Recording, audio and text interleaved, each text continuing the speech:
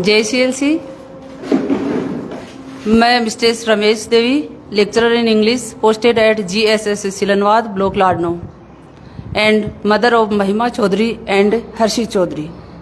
तो मैं आज जो हमारी सीएलसी परिवार है उनका बहुत बहुत हमारे घर पे स्वागत, अभिनंदन और धन्यवाद ज्ञापित करती हूँ कि आज देखो इन्हीं की मेहनत, इन्हीं की केयर की बदौलत हमारे एक ही मंच पे हमारा परिवार तीसरी बार एकत्रित होने जा रहा है। वो भी कंटिन्यूसली तीसरी बार एकत्रित होने जा रहा है। इसलिए ये हमारे लिए बहुत बड़े सौभाग्य की बात है। दूसरी बात ये है, ये सब देन हमारे मेरे जो आदरणीय भाई साहब हैं, मेरे आइडल हैं, और उनकी जो टीम है, उनकी मेहनत है, और सीएलसी का जो संस्कारित माहौल है, हमारे बॉस का मोटिवेशन है, उनका केयर है, उनकी टीम का जो डेडिकेशन है बच्चों के प्रति, और उनकी जो हार्ड वर्किंग है, और पेरेंट्स का जो विश्वास है, क्योंकि जीत हमेशा विश्वास की होती है। इसलिए जितना ज्यादा विश्वास करोगे उतनी ज्यादा अच्छी रैंक के साथ आपका बच्चा जल्दी सिलेक्ट होगा, क्योंकि इतनी सब चीजें जब इनका सबका कॉम्बिनेशन बनेगा तभी एक शानदार रिजल्ट निकल के वहां से आएगा।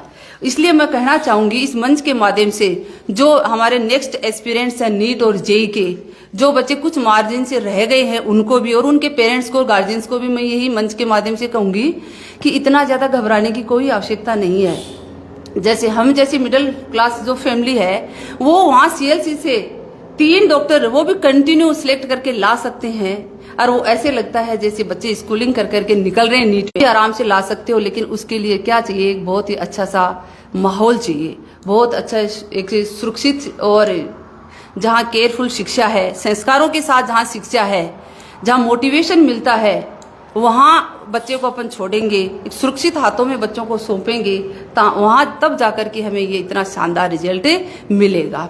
इसलिए मैं इसी प्लेटफॉर्म के माध्यम से हमारे जैसे जो गार्जियन हैं उनको यही कहना चाहूँगी, यही मैसेज देना चाहूँगी कि आज का जो दुनिया है, झूठे दिखावटी जो विज्ञापन है, उनके भ्रमित जाल में मत फंसिए, एक बार आप देखिए। इसलिए मैं यही कहूँगी कि जो लोग अपन एक छोटा सा धार्मिक अपनी पवित्र चौपाई जिसको बोलते हैं, हनुमान चालीसा करते हैं, जहाँ बच्चों को ये इतना अपन घर में पंक्चुअलिटी से 6:30 बजे बच्चे को रोज नहीं बता सकते कि बेटा तेरे को 6:30 बजे रोज करना ही है, हम भी आगे पीछे हो जाते हैं। लेकिन सीएलसी में कंटिन्यू 6:30 बजे वास्तव में वहाँ लाइव होता है, यानी वहाँ असेंबली होती है और बच्चों को हनुमान चालीसा करवाया जाता है, बॉस का मोटिवेशन बच्चों को मिलता है, बच्चे एनर्जेटिक होते हैं। तो ऐसा माहौल घर में अपन वास्तव में नहीं उपलब्ध करवा सकते, क्योंकि इतने सारे काम होते हैं, इतनी सारी जिम्मेदारियां होती हैं, अपन इधर उधर वास्तव में भटक ही जाते हैं।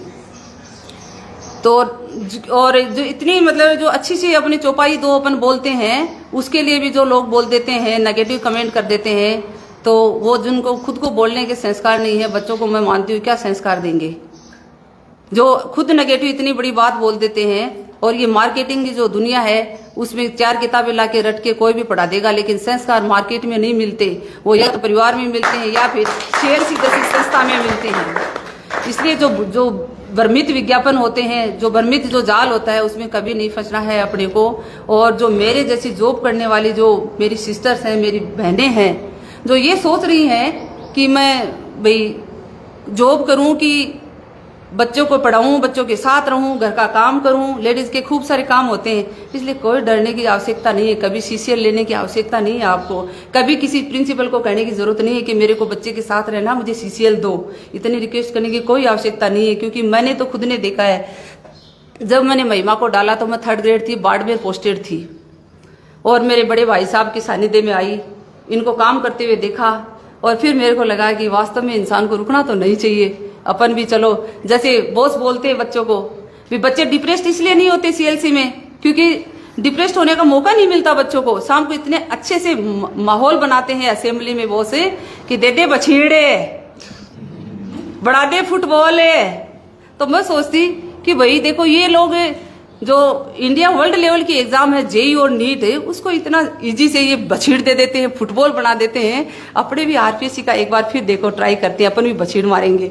तो फिर मैंने भी 2nd ग्रेड दिया, वास्तव में अच्छी रैंक के साथ सिलेक्ट हुई, और उसके बाद फिर मैं इधर आई और मैंने सोचा चलो एक बार 1st ग्रेड का फिर ट्राई कर लेते हैं। फिर अच्छी अंडर 100 रैंक के साथ 62वीं रैंक के साथ फिर सिलेक्ट हुई। इसलिए मैं तो कहती हूँ कि जो मेरी बहनें हैं ना, जो जॉब करने वाली, इस मंच, इस प्लेटफॉर्म के माध्यम से स्पेशली उनको यही मैसेज देना चाहती हूँ कि कभी भी इधर उधर अपने को घबराने की आवश्यकता नहीं है। मैंने बच्चों के लिए CCL तो बहुत बड़ी बात है जो गवर्नमेंट ने हमें दी है, 730 बच्चों के लिए। मैंने मेरे अकाउंट से एक भी नहीं कटवाई आज तक, और ना मैंने एक मेडिकल कटवाया। बच्चों के नाम से तो मैंने कभी शेयर लेके मैं संस्था वहाँ CLC में नहीं गई, क्यों मुझे कभी जरूरत ही नहीं पड़ी।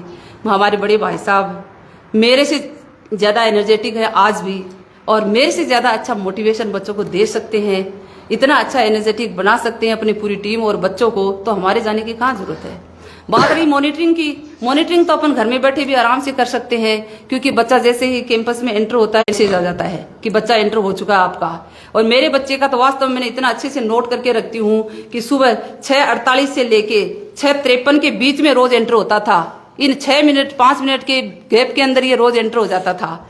और फिर रोज इतने अच्छे से माइनर होते हैं, हर 15-21 दिन बाद में मेजर होते हैं, फिर बायोकेम होते हैं, फिर आपका दंगल होता है, महायज्ञ होते हैं आपके, और मतलब इतने अच्छी अच्छी जो टेस्ट सीरीज इनकी चलती है, तो उनमें बच्चे को घबराने की कहाँ जरूरत पड़ेगी और कहाँ अपने को संभालने की जरूरत पड़ेगी। जैसे ही बच्चे का टेस्ट होगा तो अपने पास सीटिंग का मैसेज आएगा, जैसे टेस्ट कंप्लीट होगा और अपने पास 10 बजने से पहले पहले अपने पास मैसेज आ जाता है बच्चे की ये रैंक आई है और ये बच्चे का स्कोर हुआ रहा है, और फिर 10:15 बजे फिक्स आपकी मेडल सेरेमनी हो जाती है।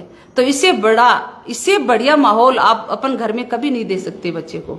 इसलिए मैं तो यही कहना चाहूंगी कि ज्यादा से ज्यादा अपन CLC ज्वाइन करेंगे तो उतना ही जल्दी अपने बच्चे वहां से सिलेक्ट होकर के निकलेंगे।